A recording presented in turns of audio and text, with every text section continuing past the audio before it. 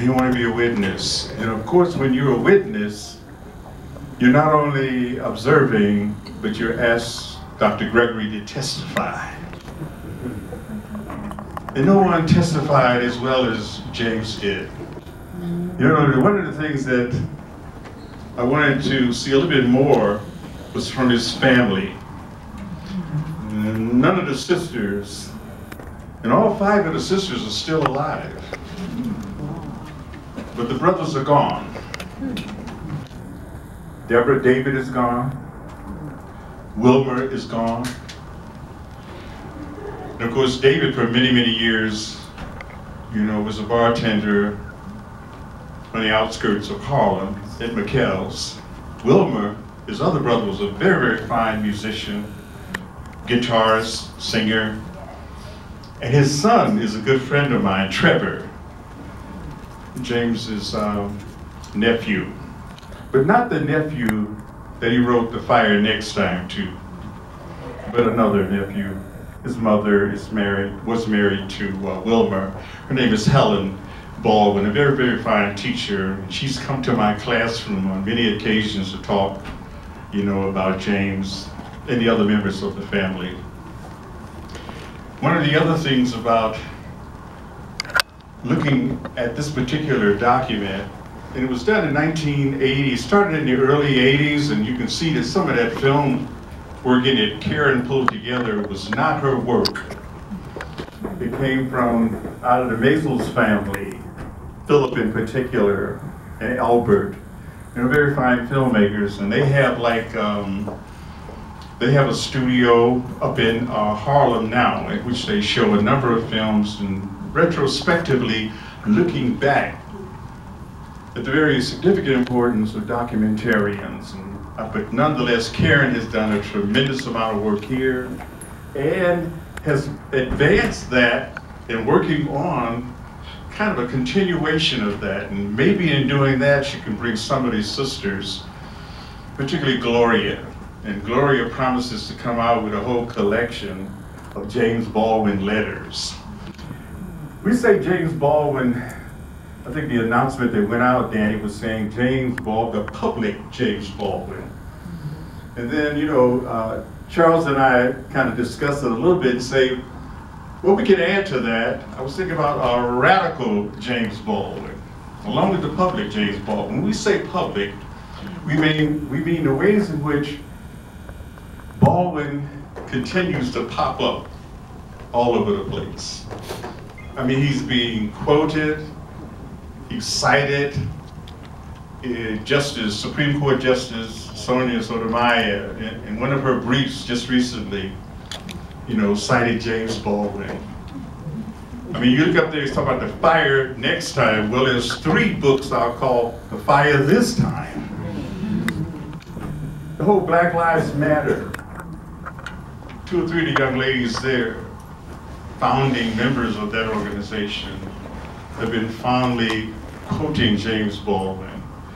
Ta-Nehisi's Coates books, the book that came out, Between the World and Me, in which they, Geneva, I don't know if it's fair to compare anyone to James Baldwin, but here's a young writer, an aspiring writer, and a very, very a popular one now. And young people, you can go to the bookstores and it's right up front.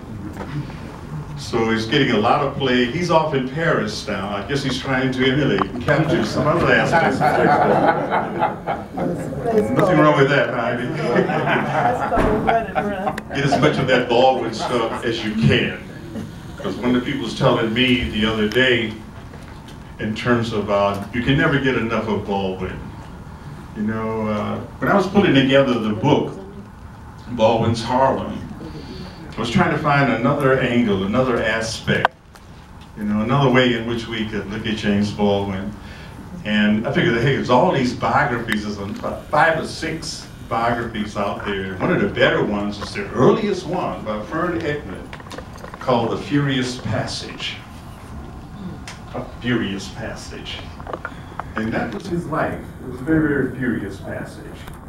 And you can see that, looking at the documentary here, that one of the things that's really overlooked is kind of the radical aspects that came as a result, particularly if you look at, and here we have like a depiction of some of the collection, the surveillance of James Baldwin by the FBI. And I have deliberately highlighted some aspects.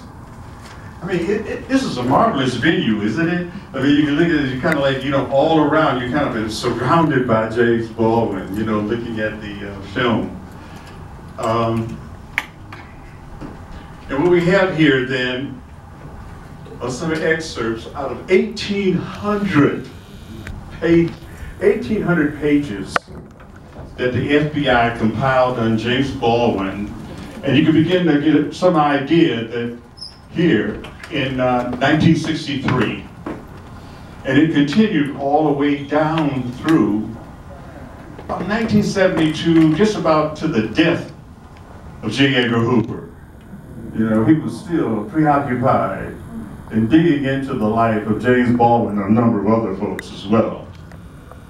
Can move it a little bit. Here you get the, if you can't see it from there, you get some idea that this is just the beginning of why he's coming under the purview of the FBI. Go back down one, go back one. I want to show this name in particular right here. This is Clyde Tolson, the companion, the lover. You might say that they were a couple of undercover agents, more or less, you know, Clyde Tolson and J. Edgar Hoover. J. Edgar Hoover died in 1972, and Clyde Tolson died in 1975. And you can see that this about cut off the period of time in which they continued the heavy surveillance on Baldwin. However, the other agents, as we'll see in the COINTELPRO papers, it continued to look at the surveillance of many of the radicals, look at the black Muslims, the Nation of Islam, to say nothing of the members of the SNCC. And it was good to see Stokely Carmichael, Kwame Ture in the documentary. Go, yo. And here you have, again, the connection. This goes back to looking at an incident that happened May the 24th, 1963. And this morning, I was listening to a radio show, Mark Steiner's show out of Baltimore on WEEA 88.9. And he had a number of very important guests on the show, including Ethelbert Miller and Kevin Brown from out of Washington, D.C. And they were talking about, you know, this particular moment. Of course, they had the wrong place and the wrong circumstances under which that occurred. And James Baldwin, along with Harry Belafonte and Lena Horne and a number of other dignitaries, were invited to come and sit with the Attorney General Robert Kennedy at that time. So what it does, it gives us an indication the extent to which the FBI was following every move he was making. And obviously, when he's coming into association with Malcolm X, it makes him even more a significant target. Go ahead, Yo. What I did was integrated into the document a number of photos. And you may remember, that's almost like a photo from right out of the documentary, where he's with his brother, David. Okay, go on. Here is a very important development here in terms of the fair play on the Cuba group. This is where the government then is putting Baldwin under surveillance because of his connection to a number of other radicals, including Robert Williams, of course, Amiri Baraka, then Leroy Jones, Harold Cruz, who else, with Dr. John Henry Clark. All of them were connected with the whole revolution that had taken place in Cuba. So this is a fair play committee they pulled together. And of course, they saw James Baldwin as being the the central organizer of that event, although he didn't go to Cuba with the group. It's written about, the event itself is documented very well in a book by Leroy Jones at that time called Home. Cuba Libre is the title of that particular essay. So here again gives you the indication that, aha, see, you connected with the Cuban government, the whole communist connection that goes all the way back to the early years of his life. And as much as we can really understand about Baldwin's life, whether he was ever connected with any of the radical organizations. I know when he was a teenager, he was a member of either the Young Communist League or the Young Socialist League. I have a feeling that he was a Trotskyite. Anyway, go on.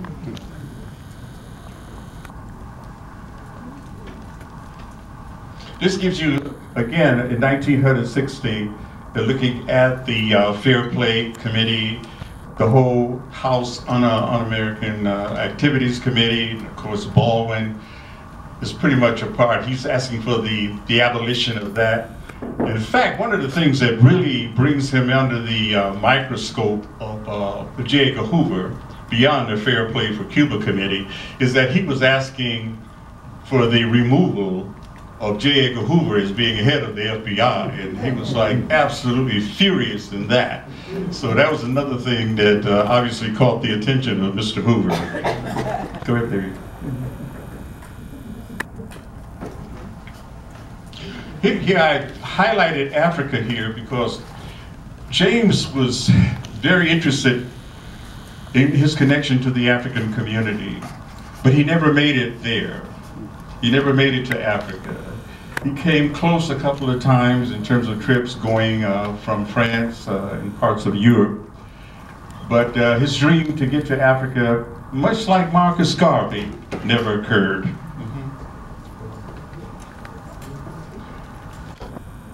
Okay, this is a little bit more on the Fair Play.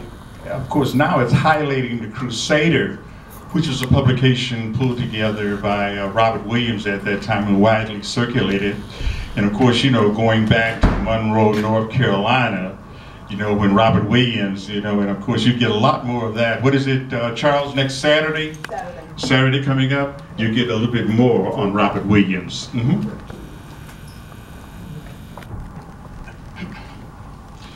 Here you have the other members of the Southern Conference on Educational Fund with Carl Braden. Carl and Ann Braden were outstanding activists of their days, connected with the civil rights movement, and of course with a number of radical revolutionary organizations.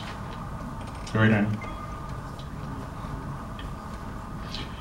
Highlighted here because of the National Guardian was a very important news weekly in which I ended up writing for when I arrived in New York for the third time to stay in 1985. So I spent about 10 years writing for The Guardian, so I had an opportunity to go through their files and see the extent to which they were under surveillance by the FBI. And up here higher, you see the name of William Worthy Jr., who was also a very prominent and activist journalist and one of my real heroes out there, and the kind of work that he did in a number of publications. Obviously, he was hooked up with members of the Communist Party as well as the general socialist movement in his country, Red China, the Mao movement, and what have you. Here again, I've integrated a photo a little bit higher, and you can see good. And you can see the number of dignitaries here lined up when the James Baldwin stamp came out. You know, I guess he found another way, you know, okay. Anyway, you don't have to lick that stamp, you can just stick it on, right? But anyway, here is Maya Angelou. Of course, here's Baraka. And it's good to see that the kind of relationship, and I talk about it in my book, The Baldwin's Harlem, the relationship between James Baldwin and Amiri Baraka or Leroy Jones. You know, it was kind of a topsy-turvy, in and out, sometimes good, sometimes bad, very, very antagonistic at one period of time. But to find him at the funeral saying that James Baldwin, you know, at the beginning and near the end, talking about that Baldwin was God's black revolutionary mouth. That was a very powerful statement. One of my former students, and when I taught at Oberlin, Avery Brooks, here is George Baldwin, who was principally responsible as my main informant on the life of James, you know. And George was just a marvelous man, very quiet, laid back, but you did not go to any kind of L. Sharpton or Alton Maddox, or C. Vernon Mason, some of the activists in there. He was always at these particular meetings. Howard Dotson, for many, many years, a curator at the Schomburg, no longer there, is Spingarn Moreland now down at Howard University. Of course, he was replaced by Khalil Gibran Muhammad, the great-grandson of Elijah Muhammad, who's no longer at the Schomburg. We have a new director coming in next in the fall, Kevin Young, a very fine poet out of Emory University, and of course Ruby Dee, and one of my surrogate fathers, Ossie Davis.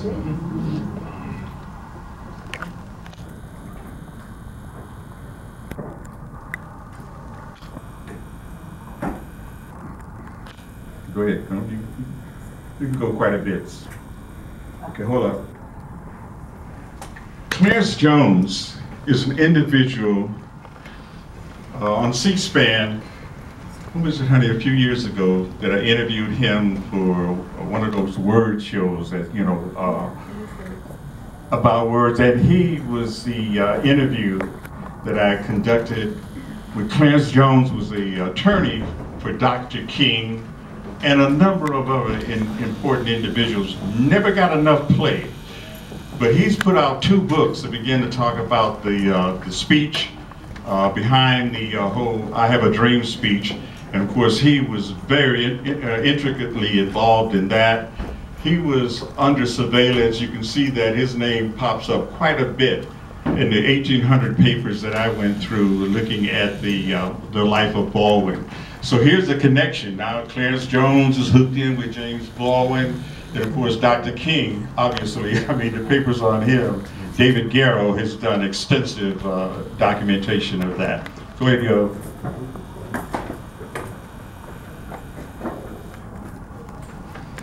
Sometimes I even have to add my own photos, and again, you have Clarence Jones popping up, and another individual who, if you read Taylor Branch's 3 volumes, which are probably definitive when it comes to looking at the life of Dr. King, Stanley Levinson is a name that pops up quite a bit because he was, of course, a member of the Communist Party and pretty much helped the financing, the fundraising for the organization, and a very, very close associate, and of course, an enemy of J. Edgar Hoover, who felt that, and he told Dr. King, he said, separate yourself from Clarence Jones and Stanley Levinson, otherwise we're going to reveal some things about your life that'll be very embarrassing. Anyway, that was the pressure, but Stanley was pretty steady there, and a very quiet but formidable voice in the back of Dr. King.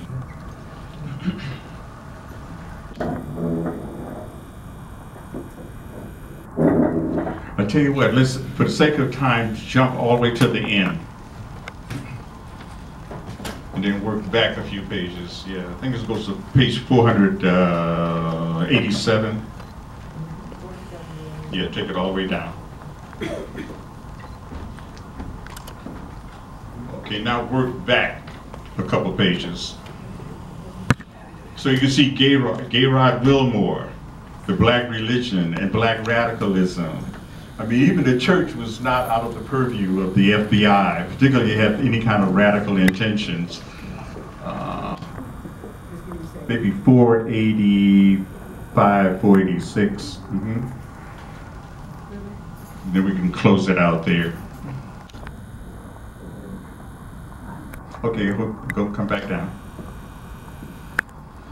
So you can see that there it is, it's October 1971.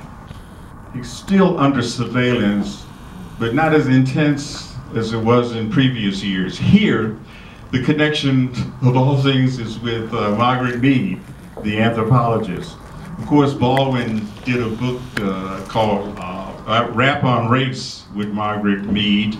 And of course, you know, hey, you connected with James Baldwin, and you're doing this here book and everything, there must be something wrong with you too. So she falls under the microscope. of the FBI at that time. Although, you know, I mean, she's just a pretty much an anthropologist, you know, someone who's concerned with race in another way in terms of the whole feminist approach that she used at that time. Hardly any kind of thing radical, but you're guilty by association. Okay, so a couple more, I think, and then we can close out here and get some questions and everything. Let this be the last one. Baldwin, a well-known Negro author, has been connected with several Communist Party front groups. He has lent his name to subversive causes and is an advocate of Black Power movement in the United States. It is believed the subject, due to his position as an author, is likely to furnish aid or other assistance to revolutionary elements because of his sympathy and ideology. Accordingly, he is being placed in a category 4, or 8X rather than a 3, as recommended by the New York office. James Baldwin. Now, one of the things that strikes here is the whole Black Power movement and its connection there. And obviously, when you have someone who came back from Paris and got involved in the civil rights movement, absolutely devoted to Dr. King, and then going out west to the Black Panther Party, and despite the kind of criticism that it received in Eldridge Cleaver's book, Soul on Ice or Soul Out Nice, which he castigated, you know, James Baldwin from a sexual standpoint. But nonetheless, you know, he has that connection, affiliation with Bobby Seale, with Huey Newton. He's involved, you know, with Angela Davis. And one of the most brilliant letters that you'll find anywhere is a letter he wrote for Angela Davis, you know, when she was being hounded, pursued, harassed, and sought, you know, by the law enforcement agencies for her involvement, you know, with Jonathan Jackson, who was trying to liberate his brother George Jackson in San Quentin, and the shootout that occurred there. They said at the end of that letter, he says, Angela, if they come for you in the morning, they'll come for me in the evening. And so he made a very direct connection in terms of being very actively involved in the movement. Right down to the end of his life, you can find vestiges of his commitment, you know, to our struggle, the liberation struggle. So in effect, you talk about someone who's a witness, who not only observed, a participant observer, but one who was willing to testify, you know, to speak truth to power. That for me is the legacy of James Baldwin, and it continues to resonate now with all these different kinds of activities and movements going on. So both the public then and the radical James Baldwin are conjoined, they come together. And certainly it's brought us together this evening. And I certainly appreciate that moment. Anybody want to talk to me? I'm going to ask this young lady right here. Huh? This is my daughter. Otherwise, she'd be running her mouth all the time. You know? Any concerns out there? Anything from the documentary, which you may know? Lenny Sinclair. Hi, Lenny. You know, I have a book that's coming out. Maybe we'll save some of those questions for that occasion. We can get over here and get some copies of the Baldwin book.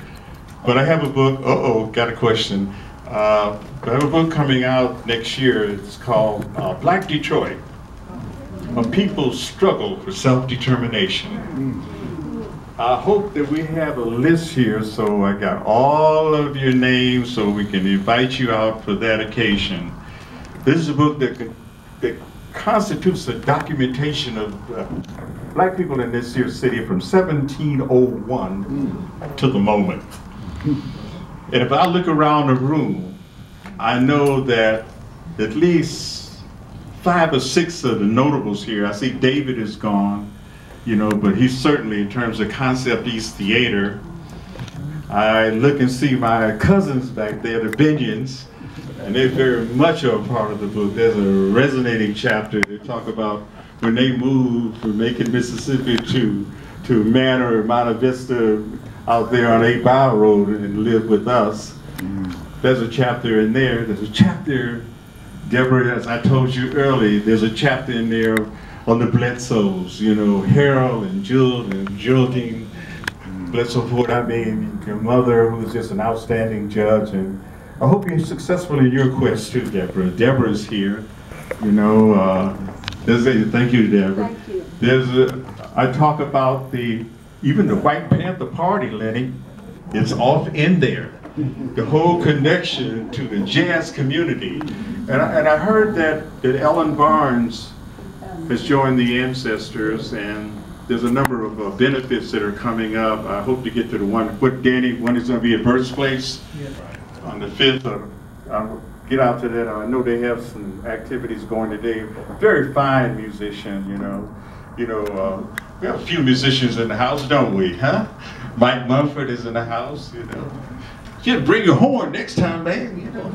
Give us a little action. Of course, thanks for coming, Jeff. We got a question, one question on the floor. Go ahead. What's your name? My name is Ed Ramey. I conduct a young men's mentoring group called Brothers on the Porch. But my question, I just came in a minute ago, and I noted an article that Black Lives Matter had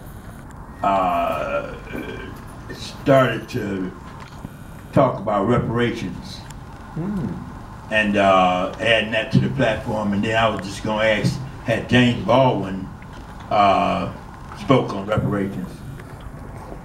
Oh yeah, not in a very substantial or concrete way, but in as much as he was concerned about repairing social and political relations, as opposed to any kind of a compensation. Not an HR 40 person, you know, like our good Congressman Conyers here, or back in the day when we had Reparations Ray. Right. You know, I mean, he was a very fine young man. I met him on many occasions. Joanne Watson was very instrumental in introducing me to Reparations Ray. Not enough is said about that and done about that.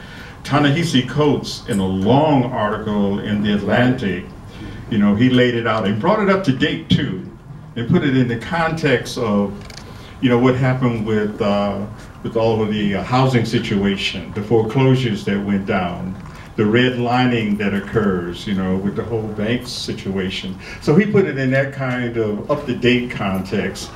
But James, you know, in terms of some of those issues were just coming to light because his last appearance, you know, in terms of being cut off from some of the social and political issues that are below the surface. Some of the things that, for example, to what extent, even dealing with sexuality, you know, the whole gay movement. You didn't find him out there marching with them necessarily. He was never at Stonewall as far as I was concerned, you know. But a lot of that stuff is going to come later on after he's gone, because he's dead in 1987. He's gone. So some of these things are just popping up. You know, reparations was a little bit before that. I mean, it goes back to the 60s for many of us who were on the cutting line. But for the most part, not much said about that. I think we should go ahead. One last, Dr. Gregory, and then you. I wanted to get your email address so that those of us who have some things like to say would help you. The other thing, with regard to reparations, Ray Jenkins had more of an impact than a lot of us recognize, in that the movement is now stronger in the Caribbean and some areas in Africa than it is here in the United States. And that there's a problem at hand, though, in that Conyers has been putting forth this legislation each year for the last 40 years for the Congress to investigate reparations, and now he's up against it. tough competition. Oh, And yes. I don't know if his successor, if she does win, will continue to submit this legislation every year. Oh,